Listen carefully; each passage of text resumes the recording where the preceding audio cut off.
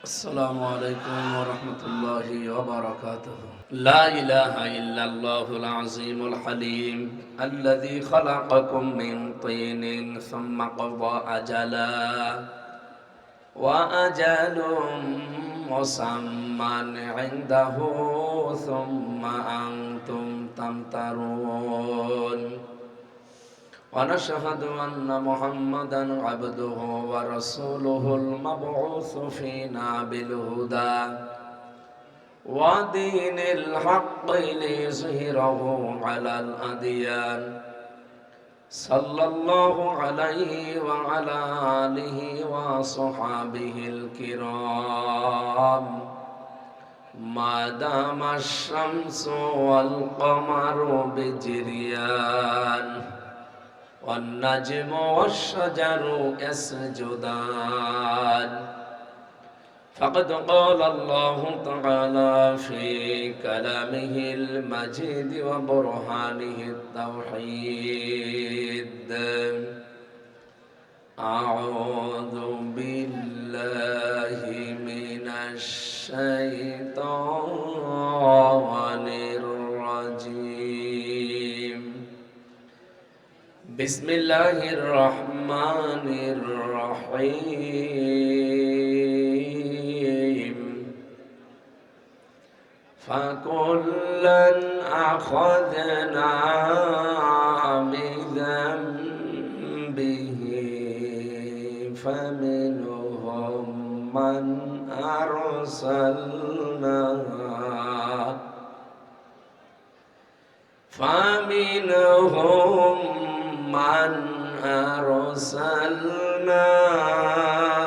عليه حاصبا ومنهم من أخذته الصيحة ومنهم من خسفنا به الأرض ومنهم من أغرقنا وما كان الله ليظلمهم ولكن كانوا أنفسهم يظلمون صدقت يا ربنا. عن أبي هريرة رضي الله تعالى عنه قال قال النبي صلى الله عليه وسلم إن العبد إذا أذنب ذنبا كانت نقطة سوداء في قلبه إلى آخر الحديث رواه ابن ماجه. وقال تعالى في شان حبيبي ما كان محمد أبا أحد من رجالكم ولكن رسول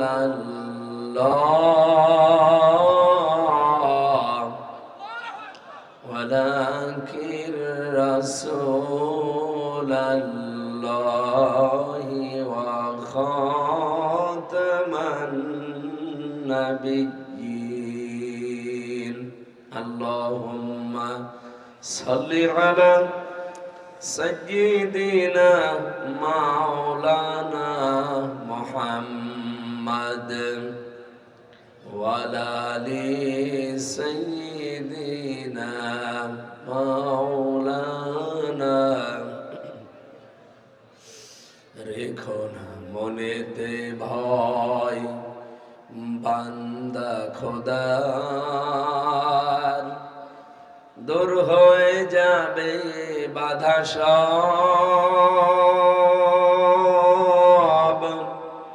তোমার আমার এক মালিক আছে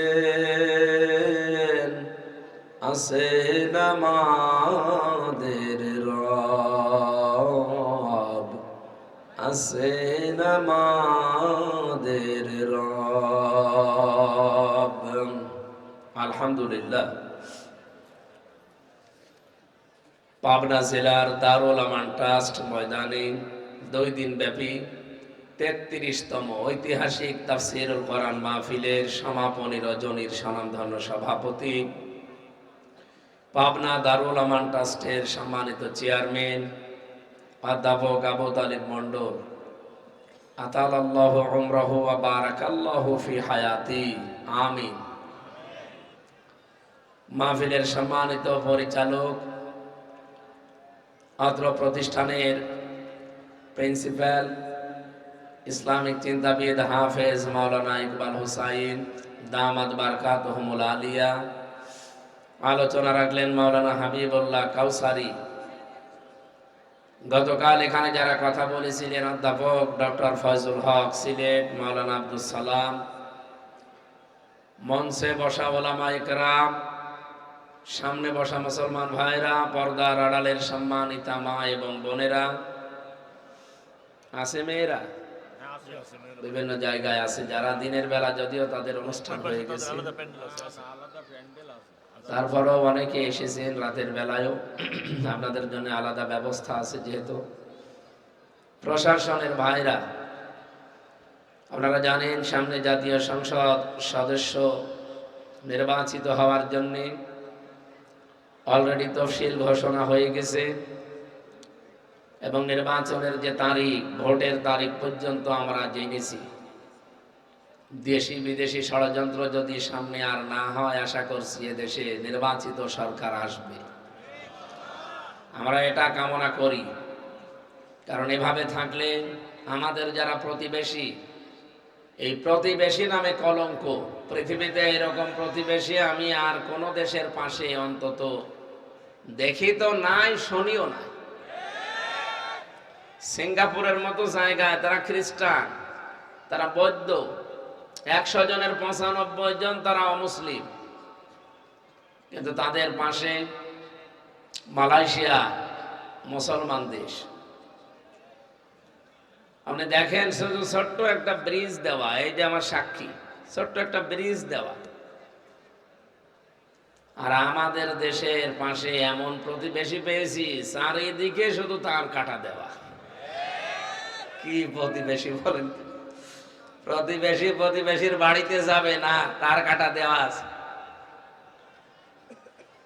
আমি যতটুকু লেখাপড়া করেছি, বাস্তবতায় বুঝেছি, মালয়েশিয়া দাঁড়িয়ে গেছে, সিঙ্গাপুর দাঁড়িয়ে গেছে তাদের এই প্রতিবেশী সুলভ আচরণের কারণে, কিন্তু আমরা দাঁড়াতে পারলাম না। এই 54 বছরে আমার যতটুকু জ্ঞান, আমাদের প্রতিবেশীর কারণে। সাধারণ বাংলাদেশে নির্বাচিত সরকার না আসলে, আগামীতে এই ষড়যন্ত্র অব্যাহত থাকলে এই দেশে টিকে থাকা বড় কঠিন হয়ে যাবে। এই জন্য নির্বাচিত সরকার আসবে, এই উপলক্ষে যারা নমিনেশন জমা দিচ্ছে এবং দেবে, তাদের ভেতরে আমার ডানে বামে 2 জন বসে আছে। বাংলাদেশ জামাত ইসলামী থেকে তারা মনোনয়ন পেয়েছে। আমি তাদের নাম ওইভাবে ঘোষণা দিলাম না। নির্বাচন কমিশন থেকে আমাদেরকে প্রচারণা এবং সভা সমাবেশ, মিছিল, মিটিং যেগুলো করা দরকার নিজ এরিয়ার ভেতরে, এগুলো অলরেডি আমরা জানি বন্ধ হয়ে গেছে।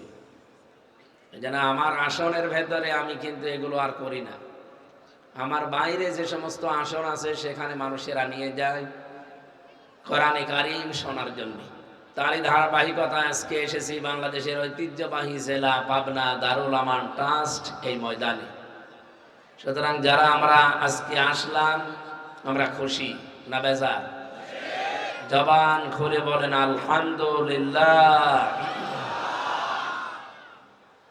মানুষকে পৃথিবীতে আল্লাহ যা দিয়েছে, সবচাইতে বড় দয়ার প্রমাণ মানুষের উপরে আল্লাহর এই কোরআন দেওয়া।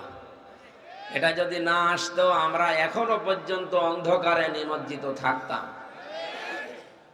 সুতরাং যারা পেয়েছি আমরা কোরআন, তাদের তো অন্তত খুশি হয়ে শুকরিয়া জানানো দরকার আল্লাহর কাছে।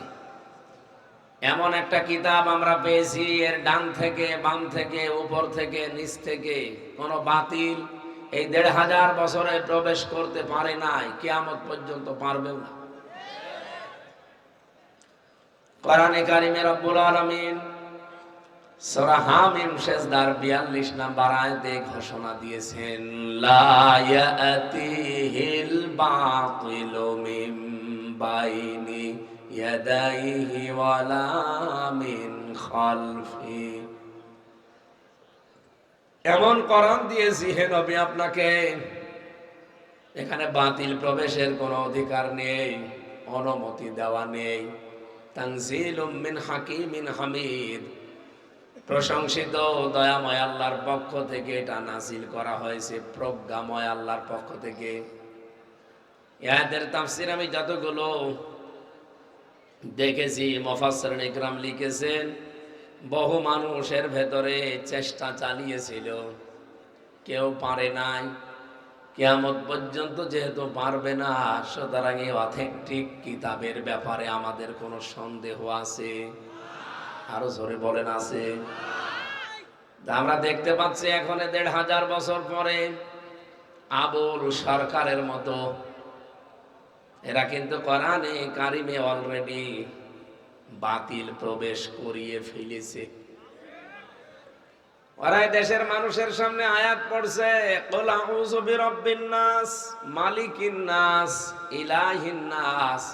আল্লাহ নাকি এখানে নাচতে বলেছে।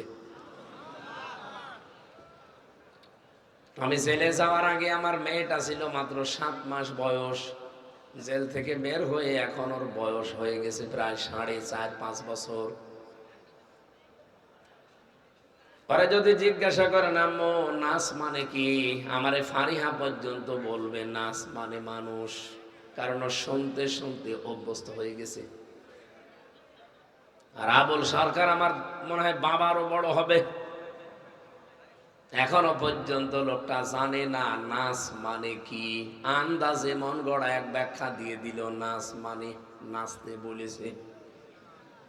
এত বড় অথেন্টিক কিতাবের ব্যাপারে যারা এরকম কথা বলতে পারে, আল্লাহর ঘোষণা হচ্ছে লা আখাযনা মিনহু বিল ইয়ামিন সুম্মা লাকাতনা মিনহুল ওয়াতিন ফামা মিনকুম মিন আহাদিন আনহু হাজিজিন।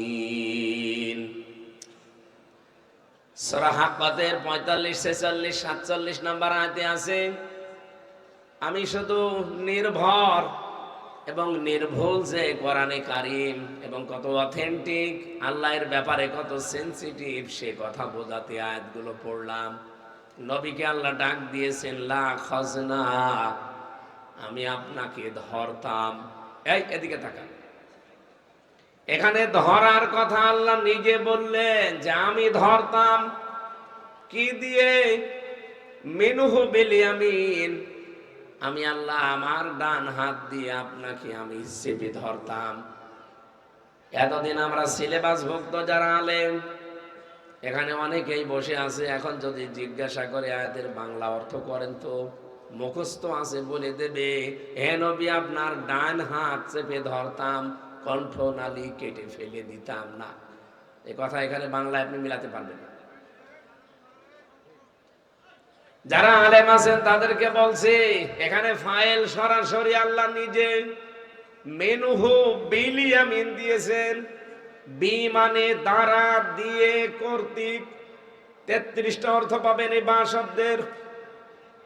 আল্লাহ পাক বলেন হে নবী আমি আমার ডান হাত দিয়ে আপনাকে চেপে ধরতাম, আপনার ডান হাত ধরতাম না, আমার ডান হাত দিয়ে ধরতাম। আমার প্রশ্ন হচ্ছে আল্লাহর ডান হাত আছে, বাম হাত নেই। এই জবান খোলেন। আল্লাহ মিনহু বিশমাল দিতে পারতেন যে আমি কিন্তু আপনাকে আমার বাম হাত দিয়ে চেপে ধরতাম। বাম হাতের কথা আল্লাহ এই কারণে দেয়নি, কারণ তার বাম হাতে শক্তি নেই। ও বলছে ঠিক, বাম হাতের থাপ্পড় খেয়েছেন আপনি আল্লাহ। এই যে কিছুদিন আগে একটু নাড়া দিয়ে গেল, আর যদি 1.5 মাত্রা বেড়ে যেত এই নাড়াটা বাংলাদেশ ইন্দোনেশিয়া হয়ে যেত। কিছু তো টের পাননি। আমি ওই সময় এক ঘরের ভেতরে ছিলাম, হঠাৎ দেখতে কাঁপতেছে। কি গো, কেউ কি নাড়াচাড়া দেয়? অপরের দিকে তাকিয়ে দেখে ছাদ ও টলকাচ্ছে।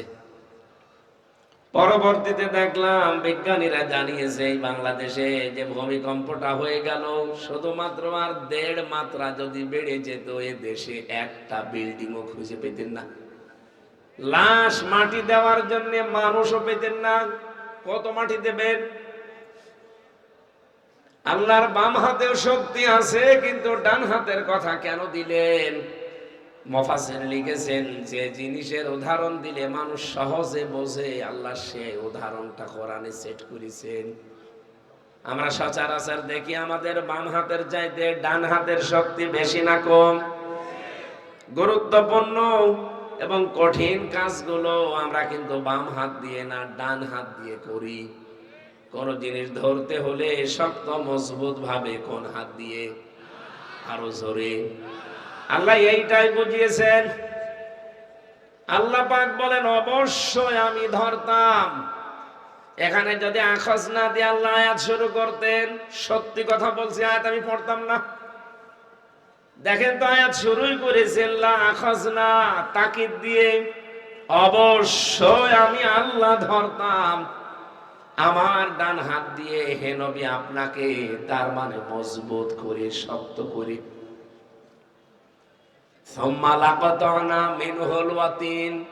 শুধুমাত্র ধরতাম না, আপনি যে ধমনী দিয়ে কথা বলেন, এই জহবাই কণ্ঠনালী, এটা আমি কেটে ফেলে দিতাম। আয়াতটা পড়ার পরে আমি চমকে গেছি, আল্লাহ কি বললেন? যেই নবীকে কোনোদিন আপনি নাম ধরে ডাকেননি তার সম্মান নষ্ট হবে, এ কারণে যেখানেই নাম ধরেছেন সঙ্গে সঙ্গে রিসালাতের ঘোষণা দিয়ে তার সম্মান আরো বাড়িয়ে দিয়েছেন। পুরা কোরআনে আপনি 4 জায়গায় তার নাম পাবেন, কিন্তু যেখানেই মুহাম্মদ সঙ্গে সঙ্গে আছে মুহাম্মাদুর রাসূলুল্লাহ। ওয়া মা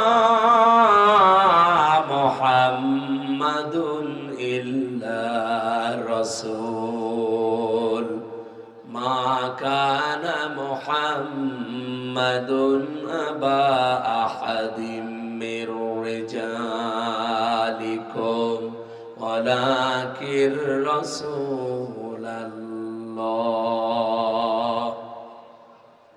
সূরা মুহাম্মাদের ভেতরে এক জায়গায় আছে নুজিলা আলা মুহাম্মাদি ওয়া হুয়াল হাক্কু মির রাব্বিহিম। এই জায়গাগুলোতে আল্লাহ নাম ধরেছেন ঠিক, কিন্তু শুধু নাম ধরেননি, রিসালাতের ঘোষণা দিয়ে সম্মান যা ছিল আরো বাড়িয়ে দিয়েছেন। অথচ এই আয়াতের ভেতরে আল্লাহ বলেন, হে নবী আপনার কণ্ঠ নালি আমি আল্লাহ কেটে ফেলতাম। কারণ কোরআনে কারিমের ভেতরে কারো কথা নেই, যা আছে সব আমার নিজের কথা। এগুলো সব আমার কুদরতের জবান থেকে বের হওয়া কথা, এত অথেন্টিক। আপনি নিজের কথা যদি আমার নামে চালিয়ে দিতেন যে এইগুলো আল্লাহ বলেছেন, তাহলে আপনাকেও আমি ছাড়তাম না। আমি এই আয়াতের বিজ্ঞান ভিত্তিক তাফসীর পড়তে গিয়ে দেখেছি মানুষ যে কথা বলে, আমরা যে কথা বলতে পারি, আল্লামাহুল বায়ান, এই আয়াতের তাফসীর করতে গিয়ে মুফাসসির লিখেছেন আধুনিক বিজ্ঞানী যারা, আধুনিক তাফসীরে বেশি কথা বলতে গেলে 27টা ধাক্কা লাগে কণ্ঠের ভেতরে। আমি যে কথা বলছি, এক একটা কথা তৈরি হতে 27টা স্তর পার করা লাগছে, তারপর একটা কথা তৈরি হয়। আল্লাহ পাক বলেন এই কথা বলার যে জায়গাটা, এটা আমি ছেদ করে দিতাম, কেটে ফেলতাম। কোরআন হাদিস তো বলে প্রতিটি স্তরে একজন করে ফেরেশতা আল্লাহ বসিয়ে রেখেছেন। আর বিজ্ঞান বলছে এই প্রত্যেকটা স্তরে এক জায়গা থেকে আরেক জায়গা, আরেক জায়গা থেকে আরেক জায়গা কথাগুলো এভাবে একটার সাথে আরেকটা যায়। 27 নাম্বার জায়গায় যিনি বসে আছেন উনি তখন এই পৃথিবীর জমিনে এই মুখের গর্ত থেকে কথাটা বের করে দেয়। অপাবনাবাসী আল্লাহ পাক তো বলতে পারতেন, হে নবী এই 27 জন ফেরেশতার একজনকে বলতাম যে তুমি দায়িত্ব পালন করবা না, আপনি আর কথা বলতে পারতেন না। কিন্তু কেন বললেন যে আপনার কণ্ঠ নালী আমি কেটে ফেলে দিতাম। ফামা মিনকুম মিন আহাদিন আনহু হাজিজিন। এই ব্যাপারে আমাকে বাধা দেওয়ার মতো বা আপনাকে বাঁচানোর মতো সক্ষমতা আমার হাত থেকে কারো ছিল না। এত বড় অথেন্টিক কথা কোরআন ছাড়া পৃথিবীর কোন বইয়ের ব্যাপারে আমরা পেয়েছি? আরো জোরে বলেন। এর আগেও তো কত কিতাব আল্লাহ দিয়েছিলেন, আমরা জেনেছি 104 খানা কিতাবে পৃথিবীতে এসেছে। 100টা বড় বড় আর 4টা বড় বড় কিতাব আর 100টা সহিফা। কোন কিতাবের ব্যাপারে আল্লাহর ঘোষণা নেই ইন্না নাহনু নাযালনা যিকরা ওয়া ইন্না লাহু লাহাফিজুন। এটা আমি আল্লাহ নিজে নাযিল করেছি, আর এর হেফাজতের দায়িত্ব আমি আল্লাহ নিজে নিয়েছি। অন্যান্য কিতাবের ব্যাপারে কথা ওই কিতাবের ভেতরে পাওয়া যায়নি, এই জন্য ওগুলোর গ্যারান্টিও পৃথিবীতে এখন নেই, সব রদ বদল হয়ে গেছে। 1500 বছর হয়ে গেল, আজও পর্যন্ত একটা অক্ষর কেউ পাল্টাতে পারে নাই। এই জন্য এমন অথেন্টিক কিতাবের ব্যাপারে যেহেতু আজ পর্যন্ত কেউ কিছু প্রবেশ করাতে পারে নাই, আবুল সরকার না, আবুল সরকারের বাবাও পারবে না। হামজা পারবে? হামজার বাবা পারবে? আমার দাদা পারবে? সুতরাং এরকম একটা কিতাব শোনার জন্য আমরা এসেছি। কোন হিন্দু কিন্তু এই কথা বলতে পারে না কোরআন শরীফ আমার, বলতে পারে না। আমি এক হিন্দু প্রফেসর, কলেজের অধ্যাপক, বিসিএস ক্যাডার, ওনারে বলেছিলাম যে স্যার আপনি তো জ্ঞানী মানুষ, আপনাকে আমি মুসলমান হতে জোর করি না, দাওয়াত দেই, কিন্তু আপনি আমার কোরআন শরীফ ধর্মীয় গ্রন্থ এটা একটু বুঝে বুঝে পড়বেন। ওনাকে শুধু বলেছিলাম যে 3 মাসের ভেতর একবার বাংলাটা শেষ করবেন, আপনি যেহেতু আরবি পারেন না। 3 মাস পরে ওনারে জিজ্ঞাসা করলাম, স্যার কি অবস্থা? আমারে বলছে মাওলানা আমি মুসলমান হয়ে গেছি। কেন? আপনাকে তো আমি জোর করিনি মুসলমান হওয়ার জন্য, দাওয়াত দিয়েছিলাম। আপনি কি মুসলমান হয়ে গেলেন? বলছে আপনার হাতে গিয়ে আমি কালেমা পড়তাম, কিন্তু আমার তর হয়নি। বাড়ি যশোরে, যশোর থেকে কুষ্টিয়া 100 কিলোমিটার, এত দূর যাব যদি পথের ভেতরে মরে যাই। এই জন্য আমাদের ইমাম সাহেবের কাছে অলরেডি আমি 8-9 দিন আগে মুসলমান হয়ে গেছি। সূরা হজ এর 73 নাম্বার আয়াতটা আমি প্রায় 50 বার পড়েছি বাংলাতে। আমি তো আরবি পড়তে পারতাম না ওই সময়, এখন আস্তে আস্তে শিখে ফেলেছি। 50 বারের উপরে আয়াতটা আমি পড়েছি। যতবার পড়ি ততবার আমার ভেতরে নাড়া দেয়। আল্লাহ রাব্বুল আলামিন একটা উদাহরণ দিয়েছেন এখানে। কোরআনে যত উদাহরণ দেওয়া আছে প্রায় 250টা। আমি যেই কয়টা উদাহরণ পড়েছি আমি দেখেছি কোন মানুষ যদি এভাবে বুঝে বুঝে পড়ে পৃথিবীর কোন ধর্মে সে আর থাকতে পারে না। ইসলাম বাদ দিয়ে তার কাছে কোন ধর্ম সঠিক মনে হবে না। স্যার আমারে বলছিল, আমি যখন তেলাওয়াত করছিলাম, যেহেতু বাংলায় লেখা আছে নিচে উচ্চারণ, আমি ওইটা পড়ছিলাম, ইয়া আইয়ুহান নাস গরিবা মাসালুন ফাসতামিউ লা। আল্লাহ পাক বলেন, হে মানব মণ্ডলী,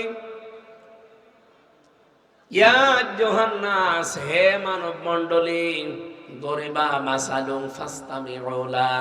একটা উদাহরণ তোমাদের সামনে আমি পেশ করছি, খুব ভালো করে উদাহরণটা শুনবে। বলেন তো উদাহরণ দিচ্ছে কে? এই উপমাটা আল্লাহ নিজে দিয়েছেন। আল্লাহ পাক নিজেই বলছেন ফাসতামিউ লা, সামিয়াও দেয়নি, ফাসতামিউ দিয়েছেন। খুব ভালো করে শ্রবণ করবা।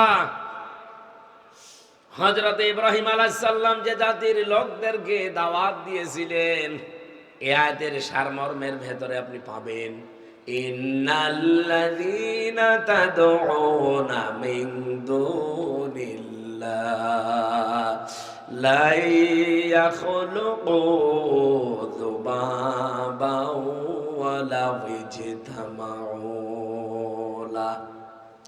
নিশ্চয় যারা আল্লাহ ছাড়া অন্য কারো ইবাদত করে, আল্লাহ ছাড়া অন্য কারো আইন মানে, এদিকে তাকান, ইবাদতের যতগুলো অর্থ আমি পেয়েছি তার ভেতরে আইনও। আল্লাহ বাদে যারা অন্য কারো ইবাদত করে, অন্য কারো আইন মানে, গোলামি করে, মাথা নত করে, মেনে নেয়, লা ইয়াখলুকু যুবাবা। আল্লাহ যদি ইয়াখলুকু যুবাবা দিত, আমরা আলেম যারা আছি অর্থ করে ফেলতাম। লান দিলেন কেন? মোজারের আগে লান আসলে অর্থ হয় জীবনেও হবে না। ইয়াখলুকু এটা মোজারে, যেহেতু দুইটা কাল আছে এর ভেতরে, বর্তমান, ভবিষ্যৎ, প্রেজেন্ট, ফিউচার। আল্লাহ পাক জানাতে চেয়েছেন কখনোই তারা একটা মাছি বানাতে সক্ষম হচ্ছে না, হবে না। আলা ওয়াইজতামাউলা, যদি দুনিয়ার সব দেবতাকে তারা এক জায়গায় করে। আজ পৃথিবীতে 257টা রাষ্ট্র, এদিকে তাকান, 57টা মুসলমান রাষ্ট্র, বাকিগুলো সব অন্য জাতির লোকেরা বাস করে।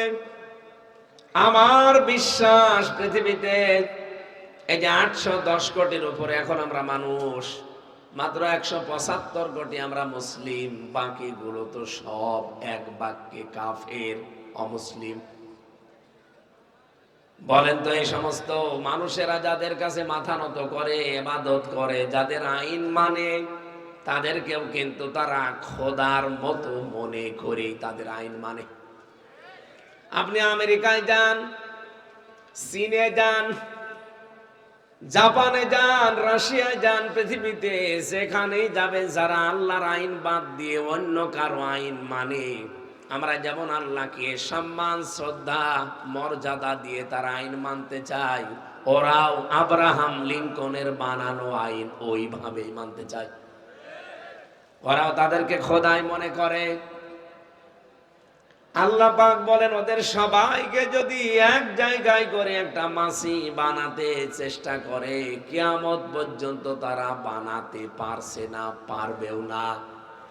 1500 বছর হয়ে গেল এই চ্যালেঞ্জের মোকাবেলা, আজ পর্যন্ত কেউ করতে, আরো জোরে বলেন, আইয়াসলুবুহুমুদ-দুবাবু শাইআন লা ইয়াস্তানকিযুহু মিন দুআফাত তালিব ওয়াল মাতলুব।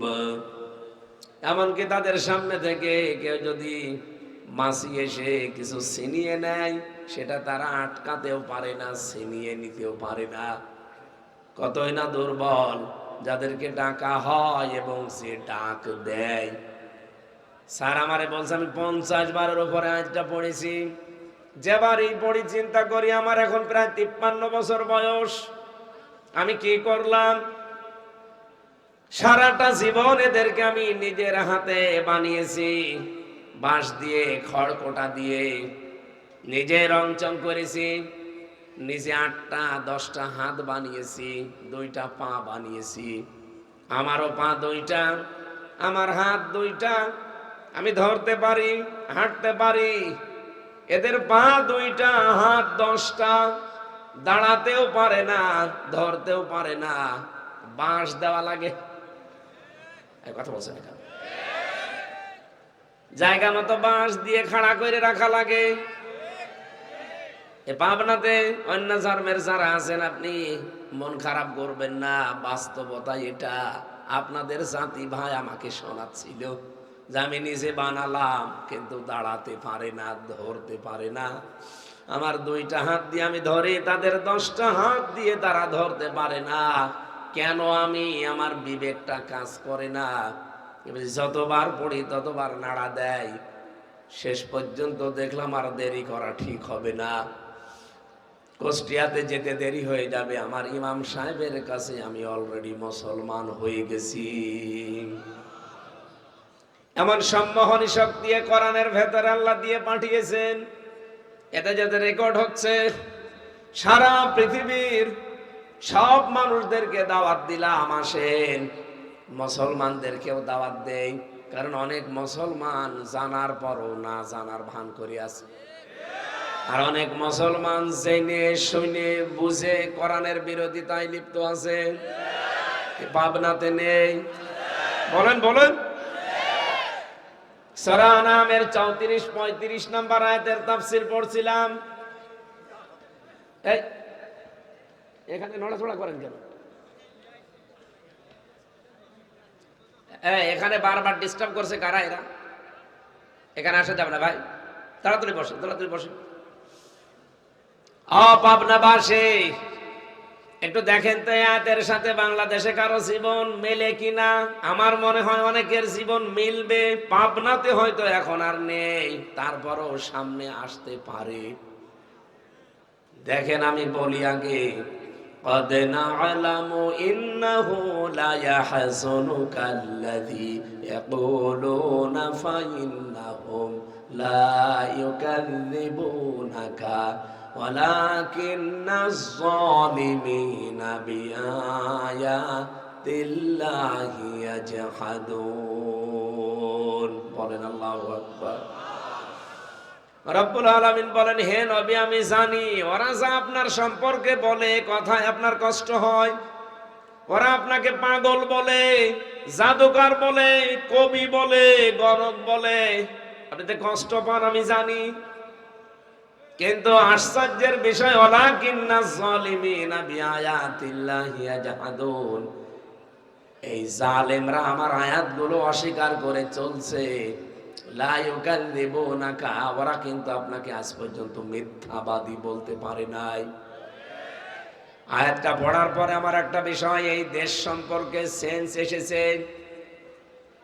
আজ 83 বছরে একামতে দিন এই বাংলাদেশে কায়েম করার জন্য যারা চেষ্টা চালাচ্ছে, আপনি দেখেন তাদেরকে বিভিন্ন দোষ হয়তো এ দেশের বহু মানুষ দেশি বিদেশি ভাবে দিয়েছে, কিন্তু আজ পর্যন্ত কেউ বলতে পারে না যে এরা চাঁদাবাজ। আপনি বলেন, আজ পর্যন্ত কেউ বলতে পারে নাই যে এরা ধর্ষক। হ্যাঁ, বানানো মিথ্যা মামলা দিয়ে টেকে নাই। এই কথা বলেন না কেন? শুধু বাংলাদেশ এখন না, সারা পৃথিবীর মানুষ এখন জানে একামতে দিন বাংলাদেশে যারা কায়েম করতে চায় তারা আর যাই হোক সাদাবাজি করে না। আমার কুষ্টিয়াতে বহু মানুষ এখন অলরেডি জোট বেঁধে ফেলেছে যে বিশ্বাস করি আপনাদের জীবনে সাদাবাজির মতো এই অপরাধ নেই, এজন্য রায় যদি দেওয়া লাগে, সাক্ষী যদি দেওয়া লাগে, আপনাদেরকেই দেব। কিন্তু যে মানুষগুলো এখনো জেনে শুনে বুঝে বিরোধিতা করছেন তাদেরকে বলছি, আখনাস ইবনে শুরাইক আয়াতের শানে নজুলে পাবেন। এই লোকটা একদিন গোপন ঘরে আবু জেহেলকে জিজ্ঞাসা করছে, নেতা আব্দুল্লাহর বেটা মোহাম্মদ সাল্লাল্লাহু আলাইহি সাল্লাম, এই লোকটা যে কথাগুলো বলে কেমন মনে হয় আপনার কাছে? আবু জেহেল বলছে, আশপাশে কেউ নেই তো। বলছে, কেউ নেই, কথাগুলো যা বলে সব সঠিক কথা।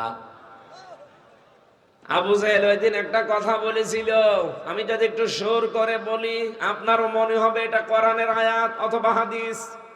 আবু জেহেল বলেছেন, ক্বালা আবু জেহেল আবু জাহাল লাইসা হাদা কালামুল বাশার। এটা কোরআনের আয়াত না, এটা আবু জেহেলের কথা।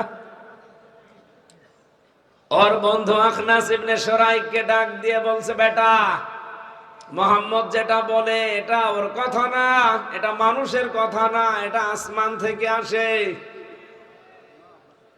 ওই সময় সঙ্গে সঙ্গে আখনাস বলেছিল, কি বললেন আপনি? আপনি যদি বিশ্বাসই করেন যে মোহাম্মদের কথা এটা না আসমান থেকে আসে, সত্য কথা, আপনি মানেন না কেন? মানুষদেরকেও আপনি মানতে দেন না। আবু জেহেল ওই দিন বলেছিল, এই কারণে তুই কর্মী আর আমি নেতা। ওর কথা যদি আমি সব মেনেই নেই তাহলে আমার চেয়ার থাকে? আমি তো এই কারণে মানি না, মানলে আমার চেয়ার থাকবে না। জনগণকেও আমি মানতে দেই না, কারণ জনগণ মেনে নিলে আমার চেয়ার রাখবে না। আবু জেহেল যে বিরোধিতা করেছিল, না বুঝে না জেনে, কথা বলেন না কেন? বুঝে শুনে জেনে। আমার মনে হয় পাবনাতে বহু আবু জেহেল পাবেন, তারা জেনে শুনে বুঝে কোরআনওয়ালাদের সাথে বিরোধিতা করে। ওরা নিজেরাও জানে আমির হামজা জীবনেও কোরআন হাতে নিয়ে মিথ্যা কথা বলতে পারবে না। ওরা নিজেরা বিশ্বাসও করে, নিজেদের ভেতরে আলাপ আলোচনায় যখন বসে কথা ওরা বলে আমার নিজের কানে শোনা, কারণ ওদের নিজেদের দলের লোক রেকর্ড করে এসে আমারে শুনিয়েছে, এই দেখেন নেতা কি বলে। কিন্তু না, বলছে এগুলো মানুষ যদি জানে তাহলে আমাদের যে আদর্শ, এটা তো বস্তা পচা আদর্শ, এই আদর্শ চলবে না ওদের কাছে। ওরা যাকে আদর্শ মানে তিনি পৃথিবীর শ্রেষ্ঠ মানুষ, তারাও বিশ্বাস করে। কিন্তু কথা মানতে গেলে আমাদের তো চেয়ারে জীবনেও বসা হবে না। চেয়ারে বসতে আপনাদেরকে আমরা নিষেধ করি না, আপনি এসে চেয়ারে বসেন, শুধু গ্যারান্টি দেওয়া লাগবে এই দেশ চলবে আল্লাহর আইন দিয়ে। ইকবাল সাহেব যেভাবে বলতে পারবে, আবু তালেব মন্ডল যেভাবে বলতে পারবে আমরা ক্ষমতায় গেলে দেশ চলবে কোরআন দিয়ে, আপনি বলেন আমি কালকে আপনার পক্ষে রায় চাবো, আপনার পক্ষে মানুষকে বলবো সাক্ষী দেন, ভোট দেন, যাই বলেন। আপনি তো বলেন না। ওপেন আপনি ঘোষণায় দিয়েছেন যে আমরা শরিয়া আইনে বিশ্বাস করি না। আপনি যদি বলতেন আমি বিশ্বাস করি না, তাও কিছু বলতাম না। আপনি তো বললেন আমরা, এই জায়গায় তো ঝামেলা। তার মানে আপনার সাথে যারাই আছে তাদের ওই একই কথা, আপনার কোরআনকেই বিশ্বাস করেন না। তাই আপনার পক্ষে আমি কথা বলবো কোন সেন্সে? আমার কি পাগলা কুকুরে কামড় দিয়েছে? আপনার সাথেও সম্পর্ক আমার যেমন, আবু তালেব মন্ডলের সাথেও সম্পর্ক আমার ওই রকমই। ওনাকে ভালোবাসি শুধুমাত্র উনি আল্লাহর আইনে জমিনে চাই এ কারণে, আর আপনি চান না এই কারণে আপনাকে আমি ঘৃণা করি। আল্লাহর কসম, এছাড়া আর কোনো কারণ নেই। আপনি আজকে ওপেন ঘোষণা দেন পাবনার এই দারুল আমান ট্রাস্টের এই গেটে দাঁড়িয়ে, আগামীতে যদি আমরা যেতে পারি কোরআন ছাড়া অন্য কোনো বিধান চলবে না। আজকেই বাংলাদেশের সবাইকে বলবো এক হয়ে যান। তা আপনি আল্লাহর বিরুদ্ধে গেলে আপনাকে আমি মেনে নেব না। আপনি তো কেউ না, আমার বাবা গেলেও বাবাকে আমি মানি না। এই কথা বলেন না কেন? আবু জেহেল জেনে শুনে বুঝে বিরোধিতা করেছিল, আপনিও দেখছি জেনে শুনে বুঝে টক শোতে বসে বসে বিরোধিতা করেন। তা আপনি আর আবু জেহেলের ভেতরে পার্থক্য কি? কোনো পার্থক্য নেই। আমার মনে হয় আপনার নামটা আবু জেহেলের নাম যেমন পাল্টানো হয়েছিল, ওর নাম ছিল আবুল হাকাম, নাম হয়ে গেছে আবু জেহেল। আপনার নামও নবীর একটা উপনাম, ওই নামও পাল্টিয়ে এরকম একটা কিছু দেওয়া দরকার। আজকে একটা হাদিস পড়লাম, এই যে প্রথম যে অংশটা পড়লাম, ইন্নাল আবদা ইদা আজনাবা জামবান, অবশ্যই নিশ্চয় কোন বান্দা যখন একটা পাপ করে, অপরাধ করে, কানাত নকতাতুন সাউদাহু ফি কলবিহি, তখন তার অন্তরের উপরে একটা কালি পড়ে যায়। এই মানুষটা যখন আবার ইস্তেগফার করে, তাওবা করে, আল্লাহর দিকে ফিরে আসার চেষ্টা করে, আমার আল্লাহ বলেন কালিটা আমি মুছে দেই। কিন্তু আই জাদাত জাদা জাদাত, যখন আবার এই লোকটা এই গুনাহ অপরাধ করে, ও যদি আর ফিরে আসার চেষ্টা না করে, তাওবা না করে, ওই মানুষের ওই কালো অংশটার পাশে আরেকটা দাগ দেওয়া হয়। দাগ দিতে দিতে এমন পর্যায়ে চলে যায়, তখন ওর কাছে ভালো কাজও ভালো লাগে না, খারাপ কাজও ভালো লাগে না, সব সমান মনে হয়। আমার মনে হয় হাদিস বাংলাদেশের অনেকের জন্য আজ কার্যকর। এই কথা বলেন না কেন? আপনি দেখেন, জ্ঞান তাদের নেই তা না, তাদেরকেও মানুষ জ্ঞানী মানুষই মনে করত। আবু জেহেলের মতো তো জ্ঞানী তারা না। আবু জেহেলের নাম ছিল আবুল হাকাম, জ্ঞানীর পিতা। সে যখন আল্লাহ রাসূলের এই সঠিক কথাগুলো জানার পরে, বোঝার পরেও মানে নাই, এমন নাম দিয়েছে কিয়ামত পর্যন্ত নাম দুনিয়ায় কেউ রাখবে না। আপনি আজ পর্যন্ত পাবনাতে শুনেছেন কেউ কি বলে যে কুকুরটা আমি আবু জেহেলের নামে রাখলাম? ওর নামে কুকুরও কেউ পোষে না। আপনার নাম যতই সুন্দর হোক, এমন নাম পাল্টিয়ে যাবে, ওই নামও আপনার কিয়ামত পর্যন্ত এই পাবনাতে কেউ রাখবে না। আমি জানি আপনার হেদায়েতের পরিবর্তে আপনার শয়তানি বাড়বে, আপনার ভেতরে তো কালো হয়ে গেছে। কোরআনে কারীমের সূরা মুতাফফিফিনের ভেতরে এই হাদিসের সমর্থনে আল্লাহ আয়াত নাযিল করেছেন, কাল্লা বাল রানা আলা কুলুবিহিম মা কানু ইয়াকসিবুন। কখনোই না, তোমরা যেটা ভাবো সেটা না। এই গুনার কারণে আমি আল্লাহ তোমাদের অন্তরের ভেতরে কালিমা লেপন করে দিয়েছি। মুসাফির অবস্থায় আছি, হাজারো মানুষ নিয়ে এখনই দোয়া করছি আল্লাহর কাছে, রব্বুল আলামিন কোরআনের এই ময়দানে বসে দোয়া করছি, আমাদের অন্তরটা পাপের কালিমা দিয়ে ঢেকে দিও না। কারণ পাপ করতে করতে মানুষ যখন সীমা ছাড়িয়ে যায়, তখন দুইটা ক্ষতি হয় তার। এক নম্বরে আল্লাহ তাকে হেদায়েত বঞ্চিত করে দেয়। আমার তো মনে হচ্ছে এই বাংলাদেশে এখন বহু মানুষ তাদের পাপের সীমা অলরেডি ছাড়িয়ে গেছে, তারা যে আর ফিরে আসবে সেই রাস্তা আর বাকি নেই। এই কথা বলেন না কেন? দুই নাম্বারটা কি?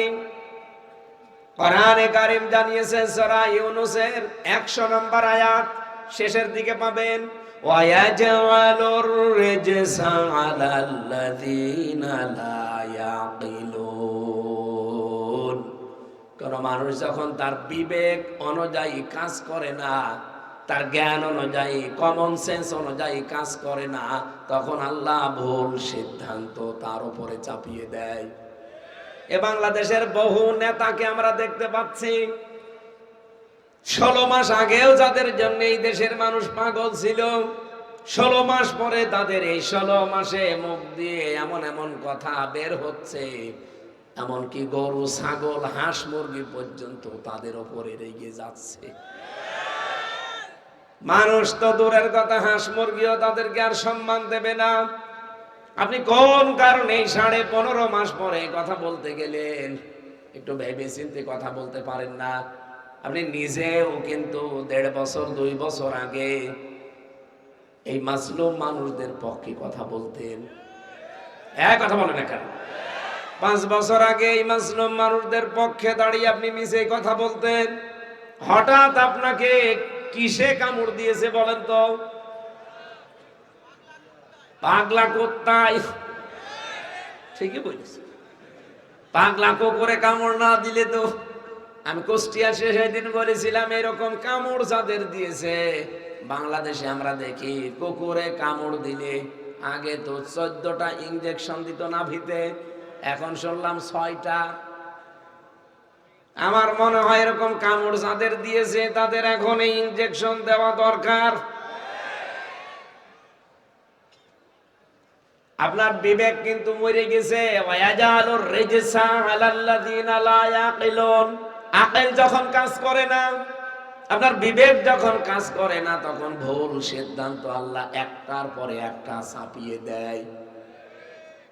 আমি আশা করব আপনার বিবেককে আপনি জাগ্রত করেন, আগামীতে যেন বিবেকের উপরে আল্লাহ ছেদ ফেলে না দেয়।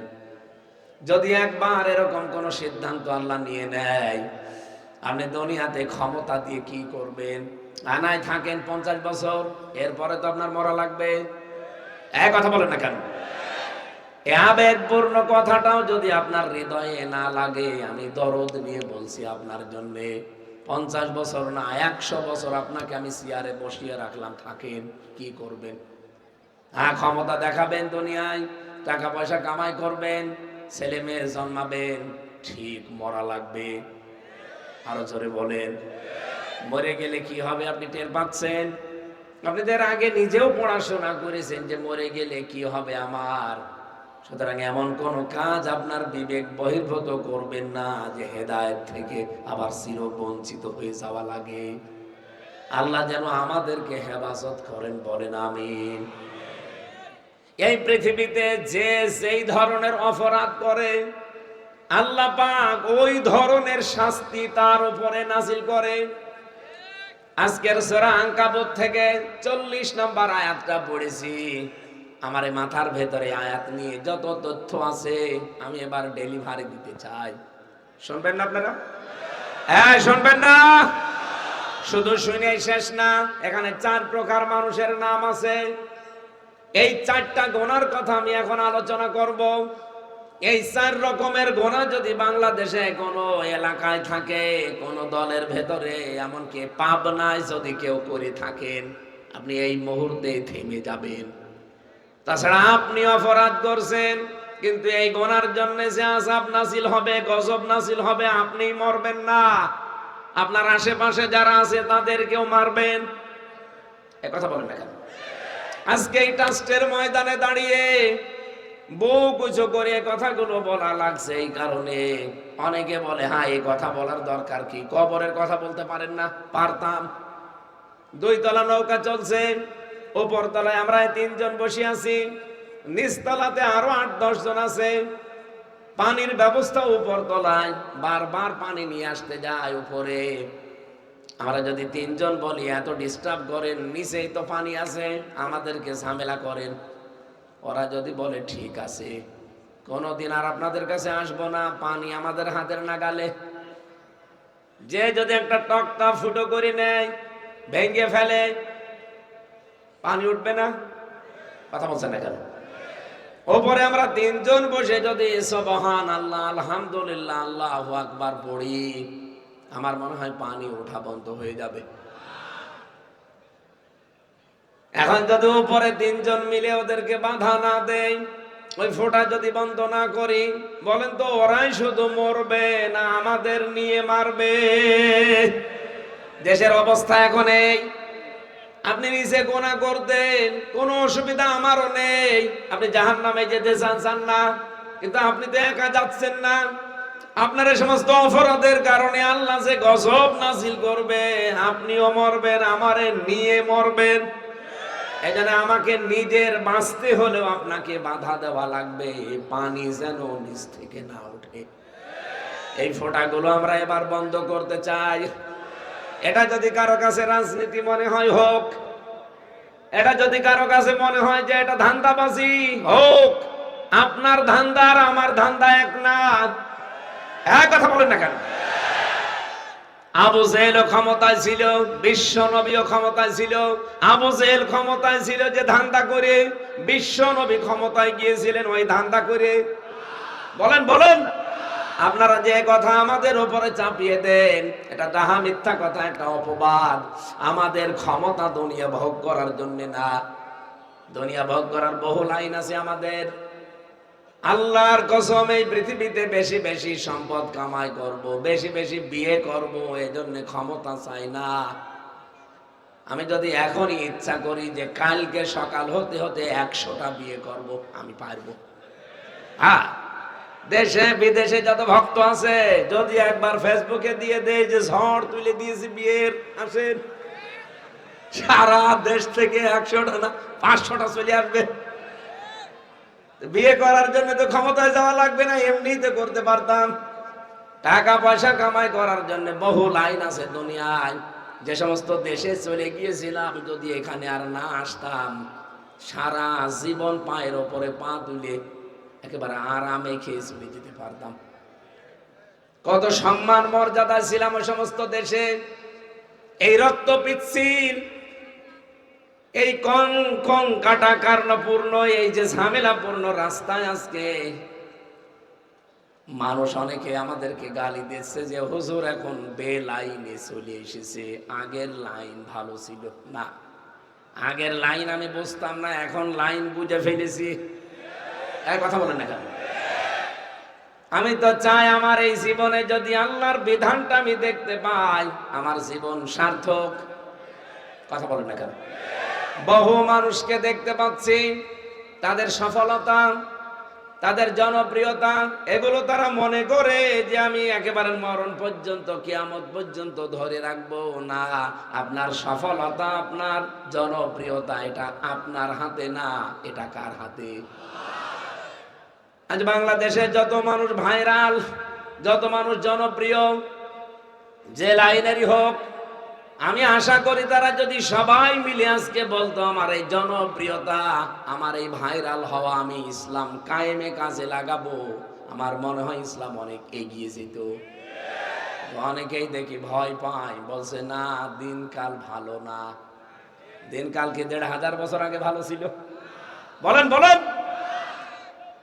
এখানে যিনি কথা বলতেন আল্লামা দেলাওয়ার হোসাইন সাইদি রহমতুল্লাহ আলাইহি, ওনার মতো জনপ্রিয় বাংলাদেশ না, মুসলমানদের ভেতরে এখনো কেউ হয়েছে না, হয়নি। ডাক্তার জাকির নায়েক জনপ্রিয়, কিন্তু ওনার উপরে এখনো যেতে পারিনি। আমি তো বাইরের দেশগুলোতে জাকির নায়েকের অনুষ্ঠানও পেয়েছি, দেখা সাক্ষাৎও করেছি, কথাও বলেছি। আল্লামা সাইদির যে জনপ্রিয়তা, তার যে আমল, তার যে শারীরিক যে গঠন, আমার আল্লাহ এটা পৃথিবীর আর কাউকে দিয়েছে আমার মনে হয় না। আমি লোকটার সাথে ৩টা বছরের ভেতরে কিছুদিন থাকার সুযোগ পেয়েছিলাম। প্রায় ৮০-র উপরে বয়স, এরপরেও রাতের বেলার তার যে ইবাদতের মাত্রা, আমি ৩৩ বছরের যুবক তার ধারে কাছে নেই। আমি নিজে হাফেজ, উনি তো হাফেজ না কোরআনের। নামাজে দাঁড়িয়ে তেলাওয়াত করছে, আমি হাফেজ ১ পারা ১.৫ পারা পড়ি।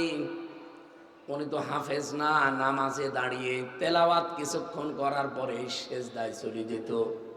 সেজদায় দেখতাম পড়ি আছে তো পড়ি আছে, আমার ১-১.৫ মিনিট ২ মিনিটে সেজদা শেষ, আর ওনার সেজদা আধা ঘন্টা ৪৫ মিনিটে ১ ঘন্টা পড়ি আছে।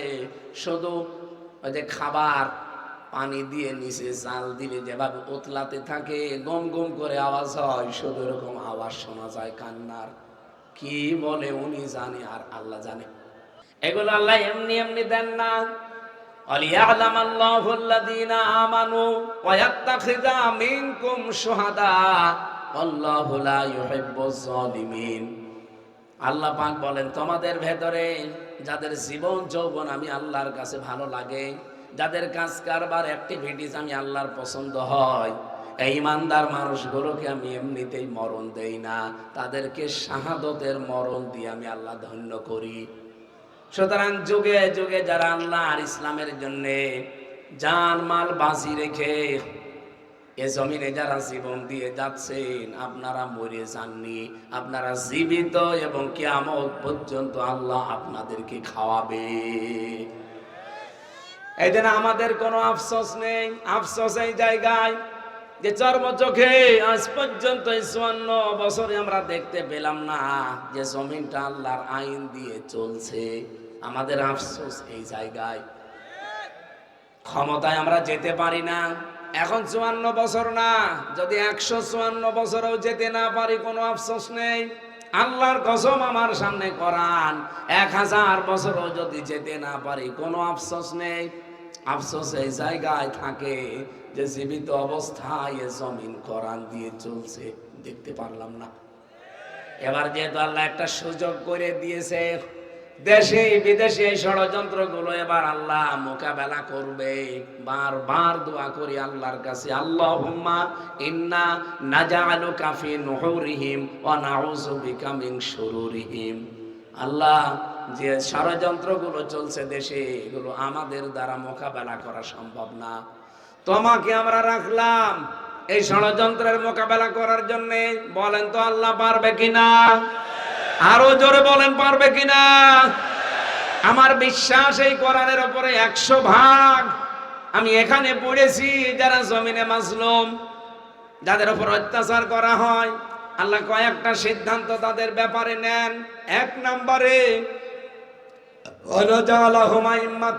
তাদেরকে আল্লাহ জমিনের নেতা বানিয়ে দেন।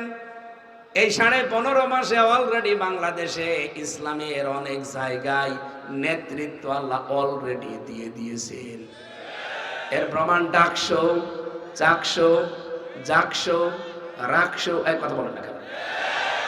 আয়াতের পরবর্তী শব্দ আনা জাআলাহুমুল ওয়ারিসিন, আমি জমিনের উত্তরাধিকারী তাদেরকে বানাবো। বানাবে কে? আরো জোরে। এই দেশের জনগণ বানাবে। সরাসরি এখানে দায়িত্ব ফাইল বা কর্তা আমার আল্লাহ নিজে। জমিনের নেতৃত্ব আল্লাহ বলেন তাদেরকে আমি নেতা বানাবো, এবং এই জমিনের উত্তরাধিকারী আমি আল্লাহ নিজে তাদেরকে বানাবো। এই জন্যই তো চিন্তা নেই। আল্লাহ যখন দায়িত্ব নিয়েছে, প্রথমটা তো আল্লাহ অলরেডি দেখিয়ে দিয়েছে। নেতা অলরেডি সারা বাংলাদেশে এখন ইসলাম। এই কথা বলা লাগবে, সারা বাংলাদেশের নেতা এখন ইসলাম। এদেশের উত্তরাধিকারীরা এখন ইসলাম পন্থী যারা, তারা। আপনি যত ষড়যন্ত্র করেন, আপনার ষড়যন্ত্র সফল হবে না, কারণ আপনার ভেতরে হয়তো দাদারা আছে আর আমার পেছনে আছে স্বয়ং আল্লাহ। 3 নম্বরের সিদ্ধান্ত আল্লাহর, অনুমাক্কিনা লাহুম ফিল আরদ। আল্লাহ পাক বলেন জমিনের শাসন ক্ষমতায় তাদেরকে আমি বসাবো। এই আয়াত আমি এখন বানালাম, আপনি কোন হুজুর নিয়ে এসে বসিয়ে রাখবেন, রাখেন। অনুমাক্কিনা লাহুম ফিল আরদ, এখানে ফাইল কর্তা সরাসরি আল্লাহ নিজে। আল্লাহ পাক বলেন এই জমিনের শাসন ক্ষমতায় আমি তাদেরকে বসাবো। কেন বসাবো তাও আল্লাহ ব্যাখ্যা করছেন। অনুরিয়া ফিরআউনা ওয়া হামানা ওয়া জুনুদাহুমা মিনহুম মা কানু ইয়াহদারুন। আমি ফেরাউনকে দেখাতে চাই। কাকে? আরো জোরে। হামানকে দেখাতে চাই। আল্লাহ পাক বলেন 3 নম্বরে তাদের সৈন্য বাহিনীদেরকেও আমি দেখাতে চাই, যাদের ব্যাপারে সবচাইতে বেশি আশঙ্কা করত, ভয় পেত, তাদেরকে জমিনের শাসন ক্ষমতা দিয়ে আমি তাদেরকে দেখাবো। আমার তো মনে হচ্ছে আয়াত এবার আল্লাহ আমাদেরকে দেখাবে। ফেরাউন হয়তো নেই, কিন্তু তার প্রেতাত্মা আছে। এক কথা বলেন না কেন?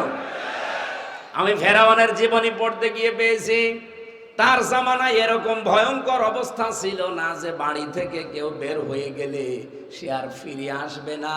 এরকম ভয়ঙ্কর অবস্থা ফেরাউনের জামানায় ছিল না। হ্যাঁ, বাড়ি থেকে কেউ বের হয়ে গেছে, পাওয়া যাচ্ছে না, অবশ্যই সে ফিরে আসবে। কিন্তু আমরা যে ফেরাউন পেয়েছিলাম, একবার যদি কেউ হারিয়ে যায়, ও গেল। কোথায় যে তারে রাখবে মানুষের কল্পনাও ছিল না যে আয়না ঘর নামে কিছু থাকতে পারে। বলেন। ব্যারিস্টার আরমান 8 বছর মাটির নিচে। আমিও ছিলাম প্রথম দিকে, আমি মিনিটায় ছিলাম, বেগটা আমি দেখিনি, শুনেছি। মিনিটাতেও আমার সাথে যারা ছিল তারা কেউ 3 মাস, কেউ 7 মাস, কেউ 3 বছর পর্যন্ত আমি পেয়েছি।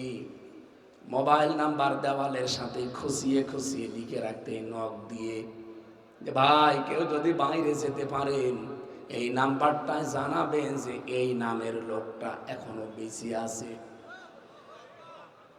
এমন অবস্থায় আমাকে রেখেছিল, আমি জানতাম না যে এখানে কি, একে দিন না রাত, মাটির নিচে 24 ঘন্টা অন্ধকার।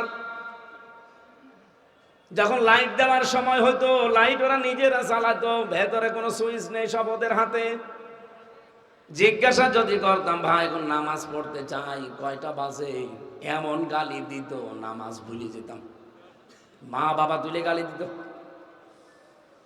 মাঝে মাঝে মুসলমান কিছু অফিসার পেয়েছিলাম, এরা আমারে বলতো, কিসের নামাজ পড়বা, নামাজ পড়ে কি এখান থেকে বাঁচতে পারবা? ফেরাউনের জামানার সাথে এই ডিজিটাল ফেরাউনকেও মিলিয়ে দেখেছিলাম, সে এত খারাপ ছিল না। এই ফেরাউন যত নিচে নেমেছিল, একটা মানুষ বাড়ি থেকে চলে গেল তো গেল, আর জীবনে ফিরে আসবে না। কেমন দেশ! আল্লাহ বলেন, এই ফেরাউনকে আমি দেখাবো। এই ছেলে বসো। আপনারা কোন কারণে গেলেন? যেখানে আছেন বসেন, বসেন। আবার চলে যাচ্ছেন মানে ওখানে বসেন।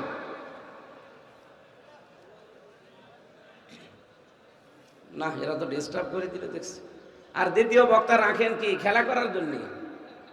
ওদেরকে রাখা হয় তো টাকা কালেকশনের জন্য। ওরা যদি এটাই না করে তো দ্বিতীয় বক্তা রাখবেন না। ওকে রূপ দেখার জন্য নিয়ে এসেছেন। আমি এই জন্য কাউকে রাখতে চাই না সাথে। টাকা তোলার জন্য আলাদা ওগুলো, ওর যাদের এই মানে বক্তার গলার জুতোর তলা সমান ওই রকম মানুষ লাগে। জুতোর তলায় যেমন কিছু বাঁধে না, ওই টাকা যারা কালেকশন করে ওদের মুখেও কিছু বাঁধে না। ওই রকম বক্তা কিছু কিছু আলাদা আছে। ওই যে আমাদের কুষ্টিয়ায় হাফেজ মাওলানা জুলফিকার আলী কুমারখালী, এর মানে মাওলানা হোসাইন মাহফুজ, এদের ওই রকম লাখ নজ্জা নেই।